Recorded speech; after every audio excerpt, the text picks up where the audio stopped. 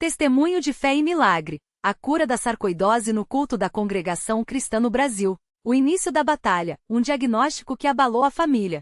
Era uma tarde de sábado, o sol brilhava fraco sobre a pequena cidade de Itapetininga, interior de São Paulo. Lucas Rodrigues, um jovem de 22 anos, membro fiel da Congregação Cristã no Brasil, CCB, sentia há meses um cansaço inexplicável, como se suas forças estivessem sendo drenadas pouco a pouco. A princípio, atribuía a rotina de trabalho na oficina mecânica do pai, onde passava longas horas consertando motores e lidando com o peso das peças. Mas quando começou a tossir sangue e sentir dores agudas no peito, sua mãe, Dona Maria, uma irmã dedicada da igreja, não hesitou. Era a hora de buscar ajuda médica. O pneumologista, após exames de raio-x, tomografia e biópsia, deu o veredicto com um tom sério. Lucas, você está com sarcoidose pulmonar avançada. É uma doença inflamatória crônica, que forma granulomas nos pulmões e pode afetar outros órgãos. Em alguns casos, leva a fibrose e insuficiência respiratória. Dona Maria segurou a mão do filho com força, enquanto as lágrimas escorriam silenciosas. O médico continuou. Vamos começar com corticoides em alta dose, mas não há cura definitiva. Você precisará de acompanhamento constante. Ao saírem do consultório, Lucas olhou para o céu, respirando fundo, como se buscasse forças em algo maior. Sua mãe, com a voz embargada, sussurrou. Filho, nós vamos orar. Deus é maior que qualquer doença. A vida na CCB, fé, oração e a rotina de um jovem crente. Lucas havia sido criado nos caminhos do Senhor desde pequeno.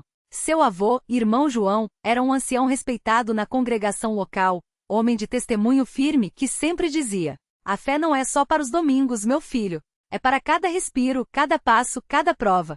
Desde os 10 anos, Lucas frequentava os cultos de doutrina às quartas e domingos, além das reuniões de jovens às sextas-feiras. Ele amava cantar os hinos da harpa cristã, especialmente o Deus é Fiel, hino 194, que parecia ecoar sua própria história. Sua vida era simples, mas cheia de propósito. Manhãs, acordava às 5 horas para a hora da família, leitura da Bíblia e oração com os pais. Tardes, trabalho na oficina, onde testemunhava para os colegas sobre a fé. Noites, reuniões na igreja ou visitas a irmãos doentes. Mas agora, com a doença, tudo parecia desmoronar. Os efeitos colaterais da prednisona, inchaço, insônia, mudanças de humor, o deixavam irritado e fraco. Em uma noite, após mais uma crise de tosse, ele quebrou em choro no quarto, perguntando a Deus: por que eu, Senhor? Eu sempre te servi. Sua irmã mais nova, Ana, de 16 anos, entrou sem bater e abraçou-o forte. Luca, lembra do irmão Paulo na Bíblia? Ele orou 3 vezes para o espinho ser tirado, e Deus disse: minha graça te basta. Talvez Deus queira mostrar seu poder em você. Essas palavras acenderam uma centelha em seu coração.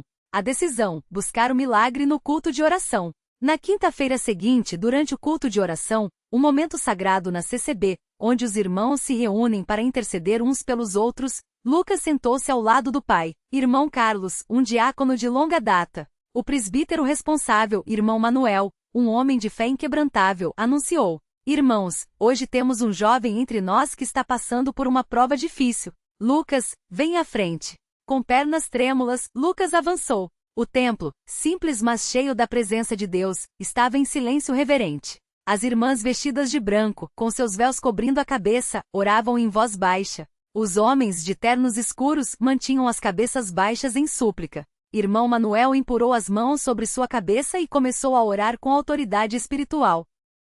Pai Celestial, tu que saraste o leproso, abristes os olhos do cego e ressuscitaste Lázaro, olha para este servo teu. Lucas tem sido fiel, tem buscado teu rosto. Não permitas, Senhor, que o inimigo se alegre com sua dor. Pelo sangue de Jesus, quebra esta doença. Em nome do Pai, do Filho e do Espírito Santo, amém. O coro de amém ecoou pelo salão. Lucas sentiu algo estranho, como um calor intenso percorrendo seu peito. Lágrimas quentes escorriam, mas desta vez, não eram de dor, e sim de esperança. O milagre, a noite em que Deus interveio. Na segunda-feira seguinte, Lucas retornou ao médico para novo exame de controle. O pneumologista, cético em relação a curas milagrosas, fez uma tomografia de alta resolução e exames de sangue. Quando os resultados saíram, seu rosto pálido de surpresa. Lucas, eu não entendo. Os granulomas diminuíram drasticamente.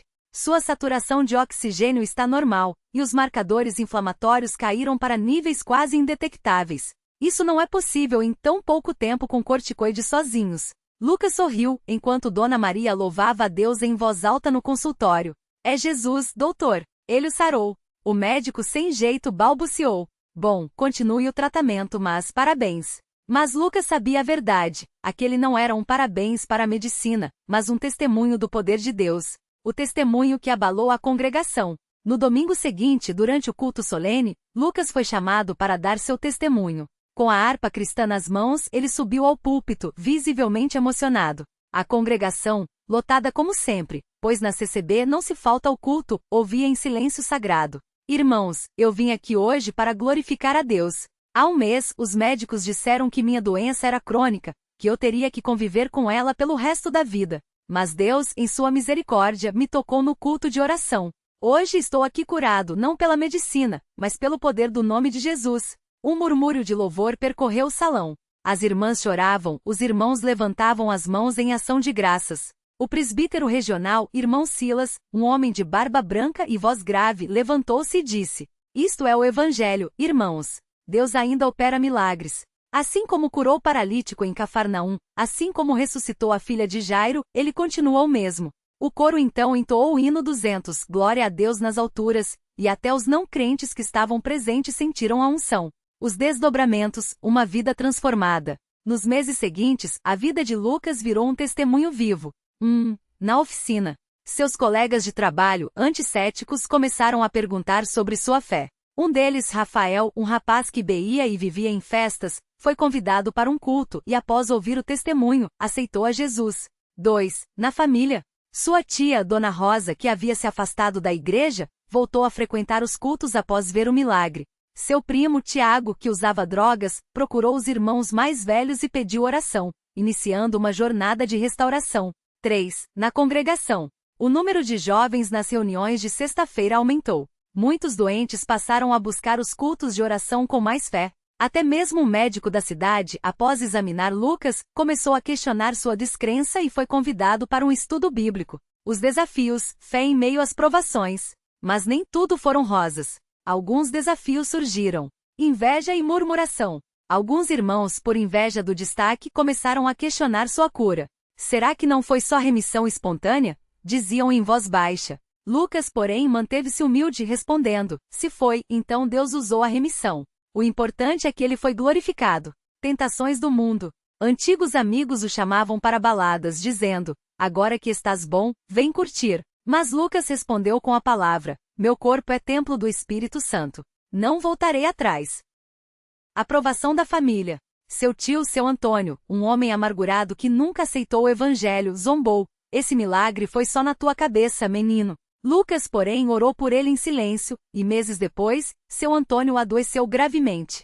Foi então que, em seu leito de morte, ele pediu para ser batizado, arrependido. O batismo, um novo começo. No domingo de Páscoa, um dia especial na CCB, Lucas foi batizado nas águas, selando sua entrega total a Cristo. O presbítero Manuel, ao mergulhá-lo nas águas, declarou: Lucas, você morreu para o mundo e ressuscitou para Cristo. Que este seja o início de uma vida de santidade e serviço. Ao sair das águas, o coro cantou o hino 187, que amor, e Lucas sentiu uma paz indescritível. Sua mãe, Dona Maria, chorava de alegria enquanto seu pai, irmão Carlos, abria um sorriso raro, orgulhoso do filho. O chamado, servindo a Deus com propósito. Com o tempo, Lucas sentiu um chamado maior. Ele começou a visitar enfermos nos hospitais, orando por eles. Participar dos cultos de doutrina como auxiliar, ajudando os novos convertidos. Escrever cartas de encorajamento para irmãos que passavam por provações. Em uma reunião de jovens, ele compartilhou: irmãos, Deus não nos cura só para nos dar saúde. Ele nos cura para que sejamos instrumentos nas suas mãos. Minha sarcoidose tinha um propósito: levar outras almas a Cristo. E foi assim que 2 anos depois, Lucas foi nomeado como diácono aos 24 anos, algo raro para sua idade, mas que refletia sua maturidade espiritual. O encontro com a noiva, um amor abençoado por Deus. Em um encontro de jovens entre congregações, Lucas conheceu Larissa, uma moça tímida, mas de fé ardente, filha de um presbítero de Sorocaba. Ela tocava piano nos cultos e tinha um dom especial para consolar os aflitos. Eles trocaram cartas, pois na CCB namoro só após noivado, e após um ano de oração e conselho dos irmãos mais velhos, noivaram em um culto solene, com a bênção dos pais e da igreja. No dia do casamento realizado na congregação de Itapetininga, o templo estava lotado. O presbítero regional oficiou a cerimônia, lembrando: o casamento é uma instituição divina. Que este lar seja um reflexo do amor de Cristo pela sua igreja. Lucas e Larissa ajoelharam-se juntos, enquanto a congregação cantava o hino 230. Cristo é a nossa paz. A vida hoje, um legado de fé. Hoje, 5 anos depois, Lucas e Larissa têm 2 filhos, Davi de 3 anos e Rebeca de 1. Eles servem juntos na obra do Senhor. Lucas é responsável pelos jovens e prega em cultos de doutrina. Larissa ensina na escola dominical infantil e toca órgão nos cultos solenes. Davi, mesmo pequeno, já decora versículos e ama cantar os hinos. A sarcoidose nunca voltou. Os médicos consideram um caso médico inexplicável, mas para Lucas, a explicação está na Bíblia. Ele nos livrou de tão grande morte e continua a nos livrar. Nele esperamos que ainda nos livrará. 2 Coríntios 1h10. A mensagem final: Deus ainda faz milagres. Hoje, sempre que Lucas é convidado a dar seu testemunho em outras congregações, ele repete: irmãos, Deus não mudou. Ele ainda ouve as orações, ainda opera milagres, ainda salva e ainda cura. Mas Ele quer mais do que nossa saúde, Ele quer nosso coração. Se você está passando por uma prova, não desanime.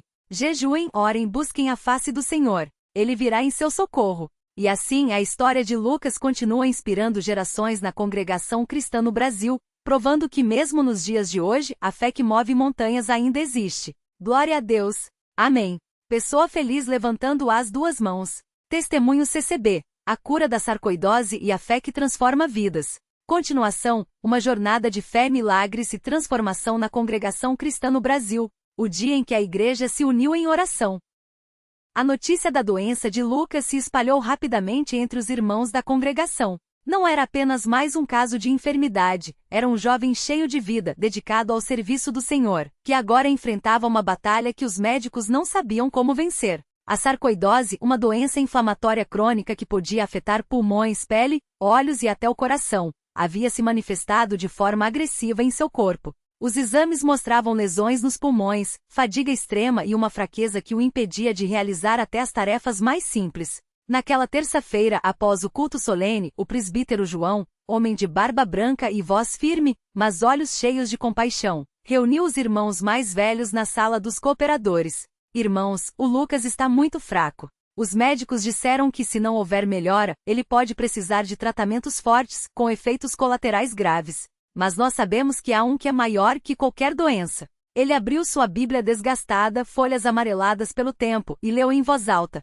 confia no Senhor e faze o bem, habita na terra e alimenta-te da verdade. Agrada-te do Senhor, e Ele satisfará os desejos do teu coração. Entrega o teu caminho ao Senhor, confia nele e Ele tudo fará.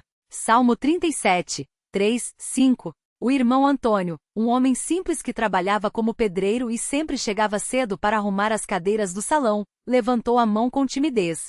Presbítero, e se a gente fizer um jejum especial por ele? Não só um dia, mas 3 dias, como fizemos quando a irmã Maria teve aquele problema no rim. O presbítero assentiu, os olhos brilhando com a ideia. Isso mesmo, irmão. Vamos convocar a igreja. Jejum, oração e vigília. Deus ouve o clamor do seu povo. A vigília que abalou os céus. Na sexta-feira seguinte, o salão da congregação, que normalmente ficava silencioso após as 22 horas, estava cheio. As luzes amareladas das lâmpadas incandescentes iluminavam rostos sérios, mas cheios de esperança. As irmãs haviam preparado café preto e pão caseiro para quem precisasse quebrar o jejum após a meia-noite, mas muitos optaram por continuar em oração sem se alimentar. Lucas, fraco, estava sentado em uma cadeira próxima ao púlpito, apoiado por seu pai, o irmão Pedro. Sua mãe, irmã Ana, seguirá com as mãos entrelaçadas, os lábios movendo-se em orações silenciosas. O ar estava carregado de uma expectativa sagrada, como se o próprio Espírito Santo pairasse sobre aquele lugar.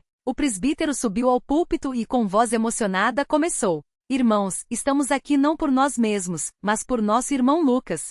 Ele tem servido a Deus desde criança, tem sido fiel nos cultos, na escola dominical, no louvor. Hoje Satanás quer roubar sua saúde, mas nós não vamos permitir. Vamos clamar a Deus como nunca antes. Então a congregação se ajoelhou. Não foram apenas palavras, foram gemidos, choro, súplicas que vinham do fundo da alma. As irmãs mais idosas, como Dona Rosa, de 82 anos, que mal conseguia se ajoelhar, permaneciam de pé, as mãos trêmulas levantadas para o céu. Senhor Jesus, tem misericórdia! Clamava uma voz. Pelo sangue de Jesus, sarcoidose sai. Gritava outra. Deus, o Senhor é o mesmo que curou Naamã, que ressuscitou Lázaro, que abriu os olhos do cego. Faz um milagre aqui. Suplicava o irmão Mateus, um jovem cooperador que trabalhava como motorista de ônibus e sempre chegava exausto, mas nunca faltava a uma vigília. Lucas sentia o corpo pesado, mas seu espírito estava leve. Em meio àqueles clamores, ele fechou os olhos e ouviu uma voz suave, como um sussurro. Filho, levanta-te. Tua fé te salvou. Não foi um som audível, mas uma certeza que invadiu sua alma. Ele abriu os olhos, pela primeira vez em semanas, sentiu uma força estranha percorrer seu corpo. Respirou fundo, os pulmões, antes pesados, pareciam livres. Levantou-se ainda trêmulo, mas firme. Glória a Deus! Exclamou o presbítero, os olhos cheios de lágrimas. Irmãos, vejam! Deus está operando. A congregação irrompeu em cânticos. Não era um hino ensaiado. Era um coro espontâneo de gratidão. Glória a Deus nas alturas. Aleluia! Aleluia! As paredes pareciam tremer com a força daqueles louvores. O milagre confirmado. Na segunda-feira seguinte, Lucas estava no consultório do Dr. Carlos, o pneumologista que o acompanhava. O médico, cético em relação a curas milagrosas, havia pedido exames de sangue e uma nova tomografia para avaliar a progressão da doença. Lucas, pelos seus exames anteriores, a sarcoidose estava avançada. Você deveria estar pior, não melhor. Ele ajustou os óculos, olhando para as imagens na tela do computador. Mas, isto aqui não faz sentido. Lucas e seu pai trocaram um olhar. O que o senhor está vendo, doutor? Perguntou o irmão Pedro, contendo a emoção. Os nódulos nos pulmões sumiram. A inflamação regrediu quase completamente. É como se a doença simplesmente tivesse desaparecido. O médico balançou a cabeça, incrédulo. Em mais de 20 anos de carreira nunca vi nada igual. Isso é medicamente inexplicável. Lucas sorriu. Doutor, para Deus, nada é impossível. O médico suspirou, tirando os óculos. Bem, como profissional, não posso atribuir isso a um milagre. Mas como ser humano, fico feliz por você, Lucas. Continue fazendo o que estiver fazendo. Ao sair do consultório, Lucas abraçou seu pai. Pai, Deus é fiel. Ele não nos desampara. O irmão Pedro, um homem de poucas palavras, apenas assentiu, os olhos úmidos. Filho, hoje eu entendi melhor o que significa confiar no Senhor de todo o coração. A vida após o milagre, um chamado para servir. A cura de Lucas não foi apenas um alívio para sua família, foi um despertar para toda a congregação. Muitos que antes iam aos cultos por obrigação agora iam com fé renovada. Jovens que antes achavam a vida cristã chata começaram a se interessar pelos estudos bíblicos. Até mesmo alguns que haviam se afastado voltaram, movidos pela notícia do milagre. Lucas, porém, sabia que sua cura vinha com uma responsabilidade. Não era apenas para seu bem, era para a glória de Deus. Irmão Lucas, você acha que Deus te curou só por você? Perguntou certa vez o presbítero João, durante uma conversa no pátio da igreja, enquanto as crianças brincavam ao redor. Não, presbítero. Ele me curou para que outros possam crer. Exatamente. Agora, você tem que viver de uma maneira que mostre a diferença que Cristo faz. Não é só sobre não ter mais a doença, é sobre ser uma testemunha viva do seu poder. E Lucas levou isso a sério. Ele passou a visitar os enfermos no hospital, levando não só palavras de conforto, mas também orações fervorosas. Certa vez foi até a casa de irmã Clara, uma senhora de 70 anos que sofria de artrite severa e mal conseguia se mover. Ao orar por ela, Lucas sentiu novamente aquela mesma unção que havia sentido na vigília. Irmã Clara, o Senhor pode te curar hoje. Ele colocou as mãos sobre os ombros dela e orou com autoridade, em nome de Jesus, dor, sai. Articulações sejam restauradas. No dia seguinte, irmã Clara chegou à igreja sem sua bengala. Chorando, ela testificou. Irmãos, ontem à noite, depois que o Lucas orou, senti um calor nas mãos e nos joelhos. Hoje acordei e consegui me levantar sem dor. Glória a Deus! Mais um milagre. Mais uma vida transformada. Os desafios da fé, quando a provação volta a bater a porta. Nem tudo, porém, foi um mar de rosas. 2 anos após sua cura, Lucas enfrentou uma nova batalha, desta vez, não física, mas espiritual. Seu melhor amigo, Ricardo, que havia se convertido após ver o milagre, começou a questionar a fé. Influenciado por colegas de trabalho que zombavam da religião, ele deixou de ir aos cultos, depois parou de orar e finalmente declarou: Lucas, eu não acredito mais nisso. Como um Deus de amor permite que crianças morram de fome? Como ele deixa guerras acontecerem? Eu não vejo sentido. Lucas sentou-se com ele no banco de uma praça, próximo à congregação, após um culto de quarta-feira. Ricardo, eu também já tive dúvidas. Quando descobri que tinha sarcoidose, perguntei, por que, oh Deus? Mas sabe o que aprendi? Que a fé não é sobre ter todas as respostas. É sobre confiar em quem as tem. Ricardo olhava para o chão, os punhos cerrados. Mas e quando a gente ora e Deus não responde? Lucas respirou fundo. Ele sempre responde. Às vezes, o não é uma resposta. Às vezes, o silêncio é para nos ensinar a esperar. Mas uma coisa eu sei, Deus nunca nos abandona. Ele esteve comigo no hospital nas noites de dor, nos momentos em que pensei que não aguentaria mais. E Ele está contigo agora, mesmo que você não sinta. Ricardo não se converteu novamente naquele dia. Mas semanas depois, durante uma pregação sobre o filho pródigo, Lucas o viu chorando no fundo do salão. Depois do culto, Ricardo o abraçou. Eu quero voltar. Eu preciso de Deus. E assim, mais uma alma foi resgatada. O cotidiano na congregação. Pequenos milagres diários. A vida na congregação cristã no Brasil não era feita apenas de grandes milagres. Era feita de pequenos atos de fé, de amor e de dedicação que, juntos, formavam uma tapeçaria de bênçãos. As manhãs de sábado eram sempre movimentadas. As irmãs chegavam cedo para preparar o café da manhã para os cooperadores que vinham limpar a igreja. Dona Maria, uma senhora baixinha que fazia os melhores pães de queijo, sempre trazia uma quantidade extra, porque nunca se sabe quem pode chegar com fome. Irmã, hoje tem cultinho das crianças? Perguntava a pequena Sofia, de 7 anos, enquanto ajudava a arrumar as cadeirinhas do salão infantil. Tem, minha filha.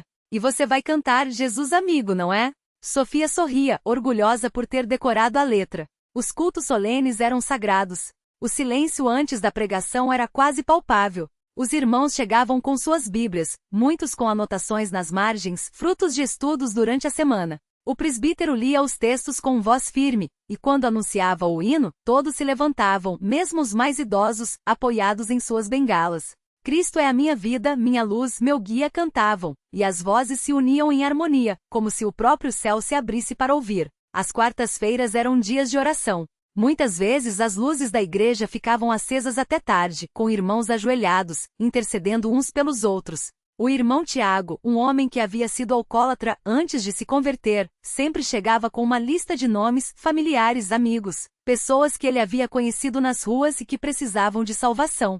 Senhor, pelo sangue de Jesus, libera o irmão Paulo das amarras do vício. Toca no coração da irmã Juliana, que está afastada. Dá força ao irmão José, que está desempregado. E Deus ouvia. Sempre ouvia. O testemunho que atravessou fronteiras. Com o tempo, a história de Lucas ultrapassou os limites de sua congregação. Ele foi convidado a dar seu testemunho em outras cidades, em grandes encontros de jovens e até em congregações de outros estados. Numa viagem a São Paulo, ele conheceu o irmão Daniel, um jovem que sofria de depressão severa e havia tentado suicídio 3 vezes. Eu não vejo saída, irmão Lucas. Já orei, já jejuo, já clamei, mas a escuridão não vai embora. Daniel falava com a voz trêmula, os olhos inchados de tanto chorar. Lucas colocou a mão em seu ombro. Irmão, eu também já me senti assim. Quando descobri que tinha sarcoidose, pensei que era o fim. Mas Deus não nos salva para nos deixar na mesma situação. Ele nos tira do lodo, nos lava, e nos coloca em um lugar firme. Você precisa se agarrar a Ele, mesmo que seja com as últimas forças. Eles oraram juntos. Não foi uma oração bonita, cheia de palavras eloquentes, foi um clamor desesperado por misericórdia. E Deus mais uma vez interveio. Meses depois, Lucas recebeu uma carta de Daniel. Irmão Lucas, hoje eu acordei e pela primeira vez em anos senti paz. Não foi de uma hora para outra, mas Deus tem me sustentado. Estou voltando a ler a Bíblia, a ir aos cultos. Obrigado por não desistir de mim. Você foi um instrumento nas mãos de Deus. A família que ora unida. Em casa, a família de Lucas continuava firme na fé. Sua mãe, irmã Ana, agora liderava um grupo de oração com as irmãs da congregação. Seu pai, irmão Pedro, havia se tornado um dos cooperadores mais dedicados, sempre pronto a ajudar na manutenção da igreja ou a visitar os enfermos. Sua irmã mais nova, Lívia, que antes era tímida demais para falar em público, agora dava aulas na escola dominical infantil com uma alegria contagiante. Tia Lívia, como é que Noé colocou todos os animais na arca? Perguntou certo dia ao pequeno Davi, de 5 anos, durante a aula. Lívia sorriu, ajoelhando-se para ficar na altura dele. Ah, Davi, Deus deu jeito em tudo. Ele fez com que os animais viessem até Noé, 2-2. E sabe por quê? Porque quando Deus manda, ele também dá o caminho. Davi pensou por um momento, depois disse sério. Então, se Deus mandar, eu posso ser como Noé um dia? Claro que pode, meu amor. Se você confiar nele, Deus vai usar você de um jeito especial. E Lucas, que passava pelo corredor e ouviu a conversa, sorriu. Isso, pensou. Isso é o que importa. Não os milagres em si, mas as vidas que são transformadas por eles. O legado de uma cura, mais que um milagre, uma missão. Hoje, anos depois, Lucas é um dos presbíteros mais jovens de sua congregação. Ele não prega com voz trovejante ou gestos teatrais, fala com a autoridade de quem viveu o que ensina. Em uma de suas pregações ele disse: Irmãos, muitos perguntam, por que Deus cura uns e não outros? Eu não tenho todas as respostas. Mas sei uma coisa, Deus não é injusto. Ele vê o que nós não vemos. Às vezes a cura não vem da maneira que esperamos, mas Ele sempre nos dá graça para suportar. E quando Ele escolhe curar, é para que muitos possam crer. Ele olhou para a congregação, cheia de rostos conhecidos, alguns marcados pela dor, outros pela alegria, mas todos unidos pela mesma fé. Eu já estive no vale da sombra da morte, mas Deus me tirou de lá. E se Ele fez por mim, pode fazer por você. Não importa o que você esteja enfrentando, doença, desemprego, solidão, vícios, Deus é maior. Mas Ele quer mais do que sua cura. Ele quer seu coração. E então, como sempre, ele terminou com as palavras que haviam mudado sua vida. Confia no Senhor de todo o teu coração e não te estribes no teu próprio entendimento. Reconhece-o em todos os teus caminhos e Ele endireitará.